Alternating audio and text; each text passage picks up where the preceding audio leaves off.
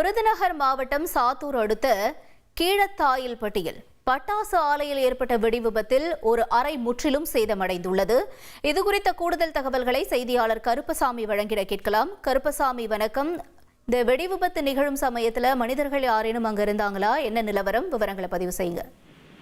வணக்கம். விருதுநகர் மாவட்டம் சாத்தூர் அருகே கீழத்தாயில்பட்டியில சிவகாசி பகுதியைச் சேர்ந்த ராமமூர்த்தி என்பவருக்கு சொந்தமான பட்டாசு ஆலை என்பது இயங்கி வருகிறது. இந்த பட்டாசு ஆலை நாக்பூர் லைசன்ஸ் பெற்று பேன்சி ரக பட்டாசுகளை தயாரிக்கும் பணியில தயாரிக்கப்பட்டு வந்தது. இந்த நிலையில இன்று தொழிலாளர்கள் வழக்கம் போல பேன்சி ரக பட்டாசுகளை தயாரிக்கும் பணியில ஈடுபட்டு கொண்டிருக்கும் போது பேன்சி ரக பட்டாசுக்கு தேவையான மணிமருந்துகள் அடங்கிய பந்துகளை பேன்சி ரக பட்டாசுகளில் அடைக்கும் போது அதில் ஏற்பட்ட உராய்வு காரணமாக திடீரென வெடி விபத்து என்பது ஏற்பட்டிருக்கிறது.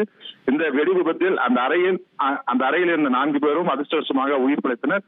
மேலும் அந்த அறை என்பது முற்றிலுமாக சேதமடைந்தது.